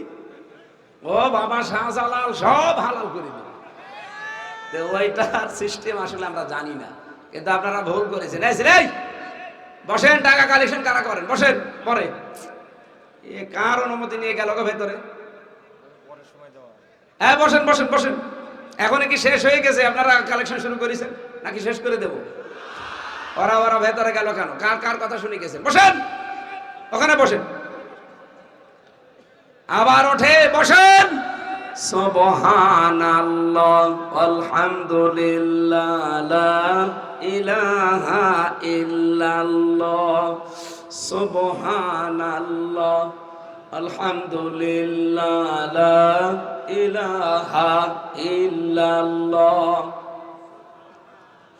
লা ইলাহা ইল্লাল্লাহ মুহাম্মাদুর রাসূলুল্লাহ। পাবনাবাসী, আমি যে কথা তুলেছিলাম বলার জন্যে, আল্লাহ পাক বলেন আমি ফেরাউনকে দেখাবো। যেহেতু এখন বাংলাদেশে ফেরাউন নেই, ফেরাউনের মতো যারা ছিল তাদেরকে দেখাবো। হামান নেই, হামানের মতো যারা ফেরাউনকে বুদ্ধি দিত তাদেরকে দেখাবো। অজনৌদাহুমা, তাদের সৈন্য বাহিনীদেরকে দেখাবো। এই বাংলাদেশে ৫৪ বছরে সবচাইতে বেশি যাদেরকে ভয় পেতেন, আশঙ্কা করতেন, আপনারা নিজেরা শুধু না, দাদা বাবুরা মিলে, আল্লাহ বলেন আমি তাদেরকে জমিনে এবার শাসন ক্ষমতা দেব। এই আয়াতটা কি কোরআনে আছে? সূরা কসস ৫ এবং ৬ নম্বর আয়াত। এই আয়াত এখন আমি কেবল বানালাম। আরো জোরে বলেন, বলেন তো আল্লাহর এই আয়াতটা আমরা বিশ্বাস করি ৯৮ ভাগ। আরো জোরে বলেন, ১০০ ভাগ বিশ্বাস করেন কারা? দেখি লিল্লাহি তাকবীর। দেখেন তো, হাত তোলেনি কে? দেখেন। হ্যাঁ ঠিক আছে, আলহামদুলিল্লাহ। হ্যাঁ আলহামদুলিল্লাহ, ঠিক আছে।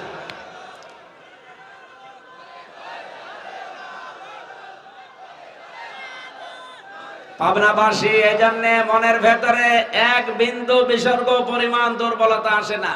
আমি বিশ্বাস করি এবার বাংলাদেশে ইসলাম কায়েম হবে। হয় আপনি সাথে থাকলে আপনাকে নিয়ে হবে, যদি সাথে থাকতে না চান আপনাকে বাদ দিয়ে হবে। যতই গলাবাজি করুক, যতই প্রতারণামূলক কথা বলুক, কোনো কথায় কান দেওয়া যাবে না। এই গলাবাজি করা, এই ধান্দাবাজি করা এই দেশের মানুষ এখন বুঝে ফেলেছে। ইসলাম এবার আসবে, হয় আপনাকে নিয়ে, আর আপনি যদি আসতে না চান আপনাকে বাদ দিয়ে। ইসলাম এবার আসবে। কোন ষড়যন্ত্র আল্লাহর মোকাবেলায় টিকবে? লা মুবাদদিলা লিকালিমাতিল্লাহ। কোনদিন আল্লাহর কালেমা পরিবর্তন হয় না। উনি যখন সিদ্ধান্ত নিয়েছেন এবার আপনাকে দেখাবে। সারা জীবন আমি আবু তালেব মন্ডল সাহেবকে ওয়াজ শোনালাম যে জিলাপি, রসগোল্লা এরকম মোটা মোটা হয়, সাদা, মিষ্টির ভেতরে রসের ভেতরে ভেজানো থাকে। 2 ঘন্টা ওয়াজ করার পরে যদি বলি বলেন কেমন লাগে, উনি যদি বলে খেতে দেন না, খালি বলতে বলেন, বলবো কি করে? ওনারা যদি এখন আমি বলি পিটাবো, তাড়াতাড়ি বলেন রসগোল্লা কেমন স্বাদ, বলতে পারবে? আরো জোরে বলেন। সারাটা জীবন আল্লামা সাঈদী এইটাই বুঝিয়েছেন। আমিও সেই 12 সাল থেকে পর্যন্ত খালি 3 বছর জেলে ছিলাম, এটা বাদ দিয়ে এইটাই বোঝাচ্ছি যে কোরআনের সমাজ, কোরআনের রাষ্ট্র কিন্তু কেমন যে হয় আজও দেখাতে পারিনি। আমার মনে হচ্ছে এবার আমরা দেখাতে পারবো। আমি এ রাস্তায় এমনি আসি নাই। জেলে যাওয়ার আগে আমার গ্রামে কুষ্টিয়া পাটিকা বাড়ি, ডাবিরা ভিটা 2 নাম্বার ওয়ার্ড, এখানে একটা জেনার ঘটনা ঘটেছিল। গ্রামের লোকজন আমারে বলছে সাক্ষী আছে 4 জন, আপনি ফতোয়া দেন। ফতোয়া দিলাম যে বিবাহিতা যদি হয় তাহলে এ পর্যন্ত মাটির ভেতরে পুঁতে ফেলা লাগবে, পাথর দিয়ে অথবা ইট দিয়ে মেরে ফেলা লাগবে। কিন্তু সাবধান, এই আইনটা এখন কার্যকর করবেন না, কারণ এদেশে ইসলামের আইন চলে। আরো জোরে বলেন। এর 7 দিন পরে আমরা তো ধরে নিয়ে গেল পুলিশে। 3 বছর পরে বের হয়ে গ্রামে গেলাম, যে দেখি গ্রামের লোক 2 ভাগ। এই কথা বলা যাবে না, চুপ করেন। গ্রামের লোক 2 ভাগ হয়ে গেছে। 1 ভাগ দেখা করতে এসেছে, আর 1 ভাগ নিশ্চুপ। কি আপনারা কথাও বলেন না, কিছু জিজ্ঞাসা করেন না? বলে না, আপনার সাথে কোনো কথা নেই, আপনার ওয়াজও শুনবো না। কি গো, খালি ফতোয়া দিতে পারেন, কার্যকর করতে পারেন না? আমি বললাম ওই মহিলাকে যদি ওই দিন সঙ্গে সার করতেন, ওই মহিলাকে সঙ্গে সার করার আগে আমারে পুলিশ সঙ্গে সার করতো। কথা বলে না কেন? এই যা পুলিশ দাঁড়িয়ে আছে, ও পুলিশ আমারে ধরে বলতো কোন কারণে আপনি ফতোয়া কার্যকর করলেন? ফতোয়া দিয়েছেন দেন। এদেশে কি ইসলামের আইন চলে? আপনার কারণে ফতোয়া যখন কার্যকর হয়েছে, আপনার উপরেও কার্যকর করা হবে। আমি ওদেরকে বলেছিলাম দেখেন, কথা দিয়ে যাচ্ছে, আপনারা জেল থেকে বের হয়েই তো আমার মেজাজটাই খারাপ করে দিলেন। এতদিন আমি অবিখা ওয়াজ করে খেতাম, আর এখন আপনারা কি লাগালেন যে খালি ওয়াজই করি, ফতোয়া দেই। এ ফতোয়া আমি দেখাতে পারি না। আল্লাহর কসম, সুযোগ যদি এবার আসে, এই ফতোয়া এবার আমরা দেখাবো। এই জন্য দাড়িওয়ালা মানুষ লিখেছে, এই জন্য পাঞ্জাবি আলাস মানুষ লিখেছে। আল্লাহর কসম, পরিবেশও তৈরি হয়ে গেছে। এই দেশে এবার আর ফতোয়া দেব না, রসগোল্লা কেমন বলবো না, রসগোল্লা খাওয়াবো। এবার ইসলাম আসুক, জেনা করে দেখেন। ইসলাম আসুক, চাঁদাবাজি করে দেখেন। ইসলাম আসুক, দখলবাজি করে দেখেন। ইসলাম আসুক, সালমান এফ রহমানের মতো চুরি করে দেখেন। ঘাড় একটা, হাত একটা এখানে থাকবে না, ঝুলতে থাকবে। ঝুলতেও থাকবে না, হাতই থাকবে না। কথা বলেন না কেন? 15 বছর সময় নিয়েছে, যা দেখিয়েছে তার চাইতে খেয়েছে বেশি। 15 বছর লাগবে না, ইসলামকে এনে দেন। 54 বছরের জন্য আফসোস করবেন, যারও আগে কেন রসগোল্লা খেলাম না, খালি ওয়াজই শুনেছি। কোরআনের পরিবার তো দেখেননি, কোরআনের সমাজও দেখেননি, কোরআনের রাষ্ট্রও দেখেননি। আমি দেখেছি কোরআনের সমাজ কাকে বলে, কোরআনের রাষ্ট্র কাকে বলে। এটা যদি সত্যি আমি এবার দেখতে পাই, আমার জীবনে আর কোনো আশা নেই। আমার যতটুকু জ্ঞান বুদ্ধি হয়েছে, বাংলাদেশের এই 20 কোটি মানুষেরা সবাই আফসোস করবে, দল মত নির্বিশেষে, যে আরো আগে কেন ইসলাম আসলো না। আপনারা এবার দেখতে চান না ইসলামকে? চান না? কথা বন্ধ করেন। যারা চেয়েছেন আল্লাহ যেন হাতগুলো তার আরশে কবুল করেন, বলেন আমিন।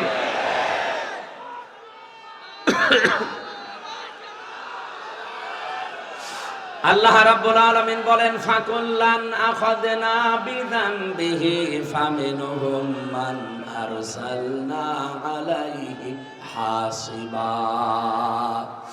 এখানে অনেকগুলো পাপের নাম আছে।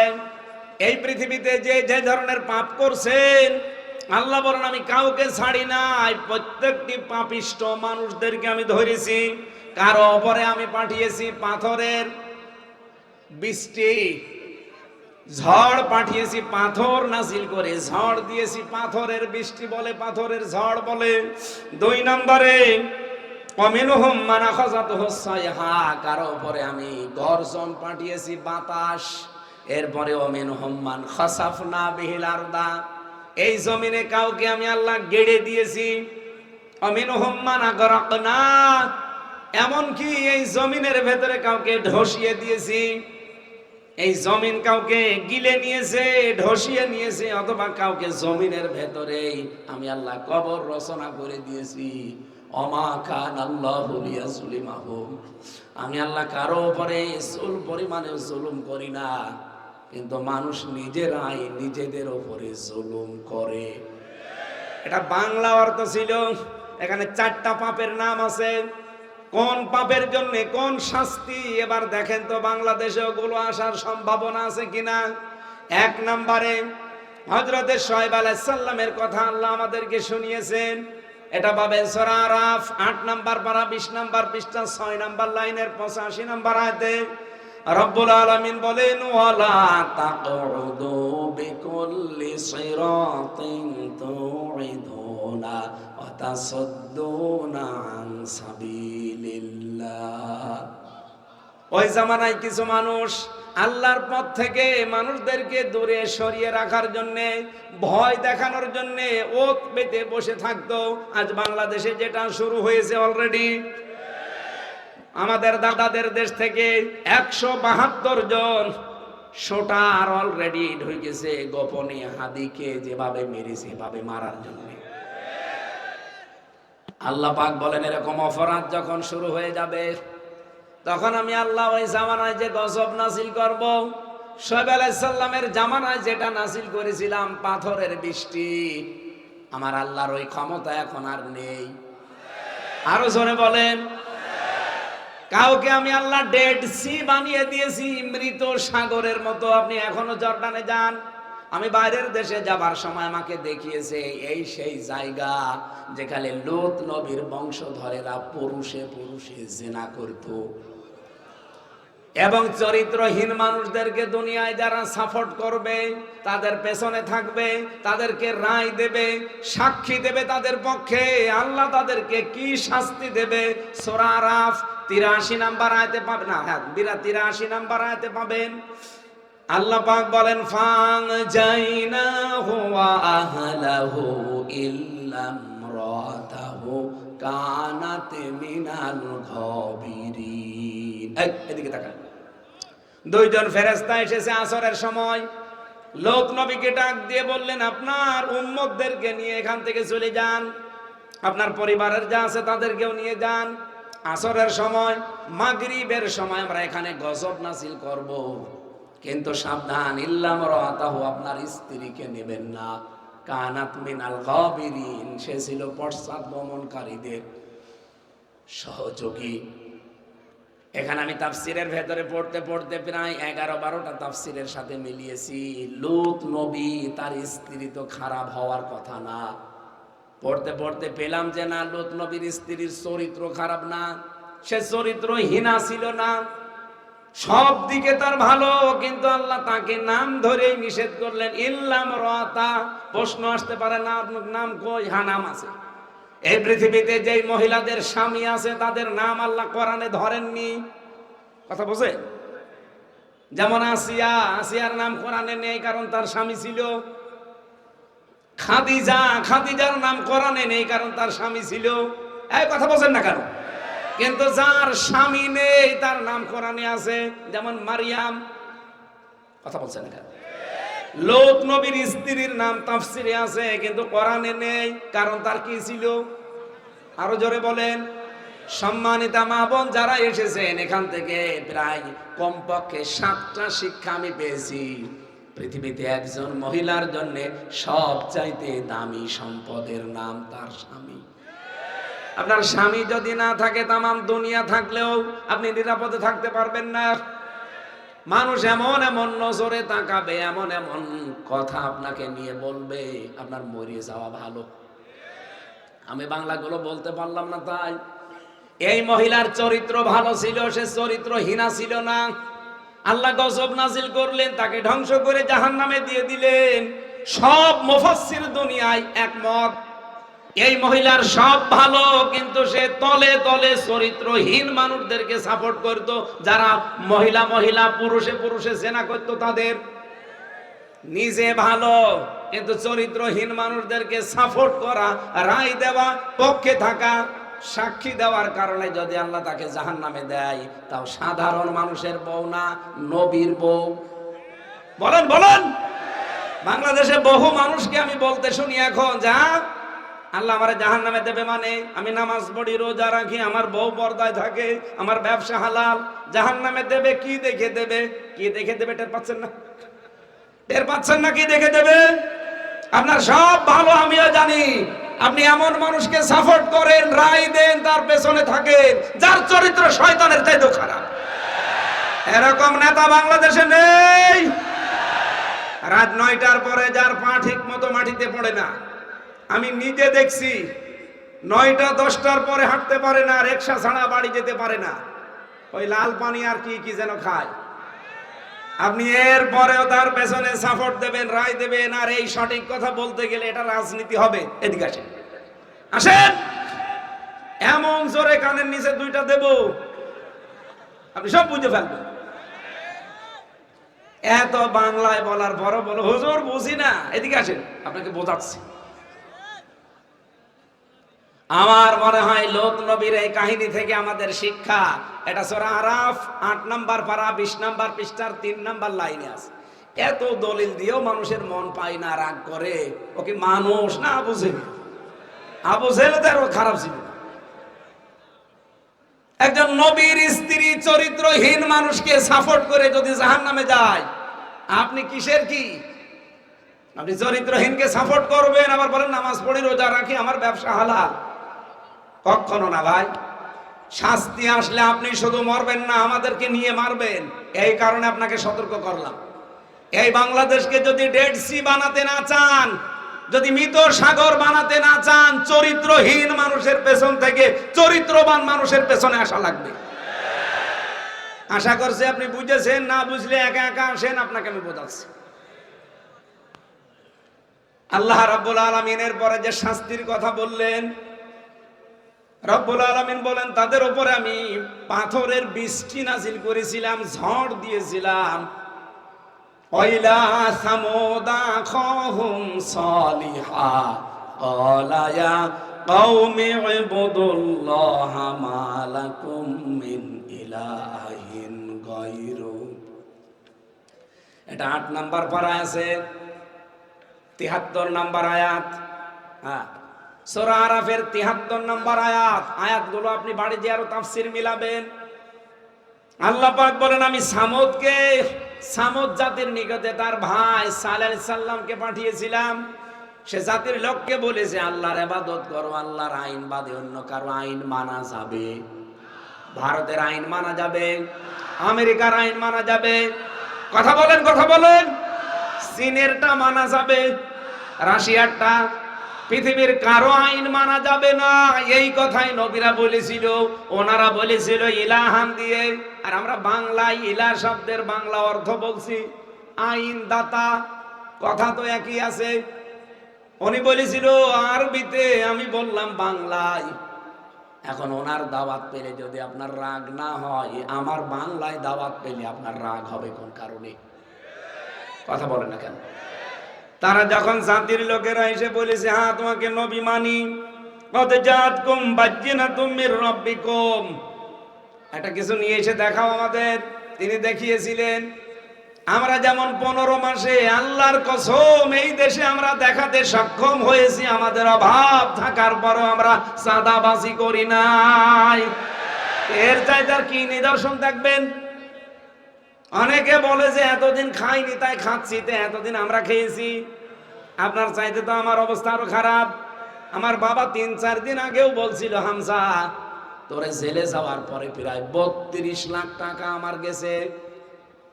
আপনার চাইতে তো আমি আরো ভিকটিম, মজলুম বেশি। ওই 15.5 মাসে তো চাঁদাবাজি আমি করলাম না, আপনি করেন কোন কারণে? রব্বুল আলামিন বলেন তারে কথা শোনার পরে হাদিহি নাকাতুল্লাহি লাকুম আয়াতান ফাদারুহা তাকুল ফি আরদিল্লাহ, আমি আল্লাহ নিদর্শন পাঠিয়েছিলাম। ওষ্ঠী বিশাল কাহিনী তাফসিরে ফি জিলালিল কোরআনে আছে, মারিফুল কোরআনে আছে, ইবনে কাসিরে আছে। একটা উষ্ঠি পাঠালাম, গর্ভবতী বাচ্চা এসেছে, ঝাঁক দিয়ে বললাম আল্লাহর নিদর্শন, যেখানে ইচ্ছা যাবে, যা ইচ্ছা খাবে, কিন্তু সাবধান, এর কাছে কেউ খারাপ উদ্দেশ্য নিয়ে আসবা না। ওয়ালা তামাসসুহা বিসুইন ফায়াখুযাকুম আযাবুন আলীম, কেউ যদি আল্লাহর নিদর্শনের কাছে খারাপ উদ্দেশ্য নিয়ে আসে, তাকে যন্ত্রণাদায়ক আযাব দেবে কে? কিন্তু তারা মানে নাই, আল্লাহর ওষ্ঠীকে হত্যা করেছে। আল্লাহ বলেছিল ফাদারুহা তাকুল ফি আরদিল্লাহ, তাকে ছেড়ে দাও, যেখানে ইচ্ছা যাবে, যা ইচ্ছা খাবে। ও পাবনাবাসী, আল্লাহর নিদর্শন ওষ্ঠী এখন আছে। কথা বলেন না কেন? বলেন বলেন। মুসা নবীর নিদর্শন লাঠি এখন আছে, সুলাইমান নবীর নিদর্শন তখতে সুলাইমানি আছে। কি আছে? এই যে নিদর্শন, আল্লাহর নিদর্শন, এটা আল্লাহর আয়াত। আল্লাহ বলেন এই কোরআন যেখানে ইচ্ছা যাবে, যেখানে ইচ্ছা মানে আপনার পরিবারে থাকবে, সমাজে থাকবে, রাষ্ট্রে থাকবে, সংসদেও যাবে।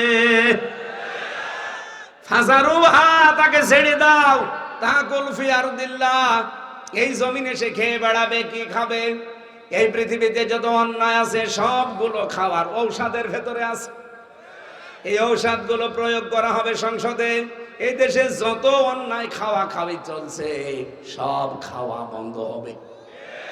আর খারাপ উদ্দেশ্য নিয়ে এর কাছে কেউ আসতে পারবেন না। কোন খারাপ উদ্দেশ্য নিয়ে যদি এর কাছে কেউ আসে, আবুল সরকারের মতো, তারে ফাঁসি দেওয়া হবে। ফায়াখুযাকুম আযাবুন আলীম, যন্ত্রণাদায়ক আযাব আল্লাহ রেডি করেছেন দুনিয়া এবং আখিরাতে। আল্লাহ পাক ওই জামানায় সালেহ নবীর কাছে তার উম্মতের জন্য যে পাঠিয়েছিলেন গজব, এ জামানায় আল্লাহর সে ক্ষমতা নেই যে উনি গজব দিতে পারে। সুতরাং আল্লাহর নিদর্শন যেহেতু আছে, উট নেই, লাঠি নেই, তখতে সুলাইমানি নেই, দাউদ নবীর লোহা ধরে চাপ দিলে পানি হয়ে যেত, ওইটা এখন নেই, কিন্তু এটা আছে। এটা এখন পৃথিবীর শ্রেষ্ঠ নিয়ামত, শ্রেষ্ঠ আয়াত। এ যেখানে ইচ্ছা এবার যেতে চায়।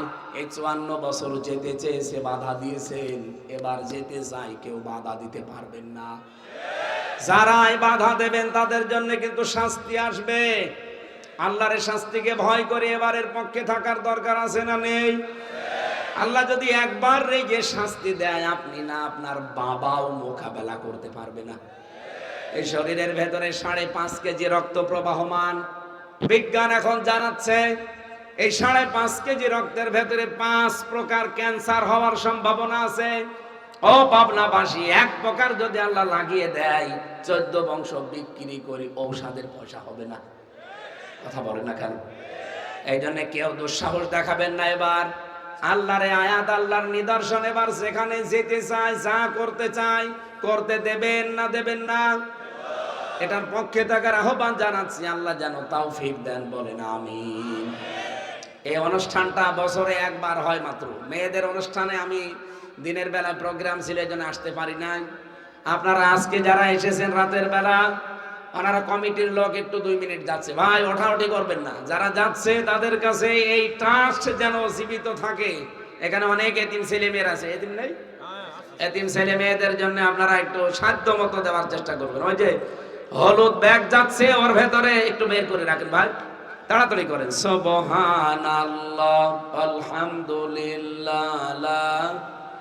এই তাড়াতাড়ি করুন, তাড়াতাড়ি করুন। আমি আল্লামা সাইদি রহমতুল্লাহ আলাইহি তার সাথে যতদিন ছিলাম, যতটুকু পেয়েছি, সব তো পাইনি, জালেমরা যেতে দিত না তার কাছে। এই বইটা আমি লিখেছিলাম, শতাব্দীর শ্রেষ্ঠ রাহবার আল্লামা সাইদি। উনি আমাকে যা যা বলেছিলেন কিছু কিছু এখানে লেখা আছে, আরো বিভিন্ন জায়গা থেকে তথ্য কালেক্ট করা আছে। পারলে এখান থেকে এটা নিয়েছেন, রাজশাহী তাজিব সেন্টার এটা ছাপায়। আমার এ যাবৎ 7টা বই লেখা হয়েছে আমার এই ছোট্ট জীবনে। আল্লাহুম্মা আমিন। রব্বানা যালামনা আনফুসানা ওয়া ইল্লাম তাগফির লানা তারহামনা লানাকুনান্না মিনাল খাসিরিন। রব্বুল আলামিন, ঐতিহ্যবাহী জেলা পাবনা দারুল আমান ট্রাস্টের এই ময়দানে 33 বছর এখানে কোরআনের কথা বলা হচ্ছে। আল্লাহ, এলাকার মানুষেরা দল মত নির্বিশেষে এসে চাতক পাখির মতো কোরআনে কারিম শুনেছে, শুনছে। যতটুকু আমরা শুনেছি জীবনে তুমি মেনে চলার সুযোগ দাও। এ মাহফিল 2 দিন ব্যাপী যারা আয়োজন করেছে, আয়োজনটা তুমি সফলতার মুখ দেখাও। এই ময়দানের যত হাওয়ায় যাচ্ছে আল্লাহ, তুমি নিজ গুণে কুদরতি ভাবে এগুলো পূরণ করে দাও।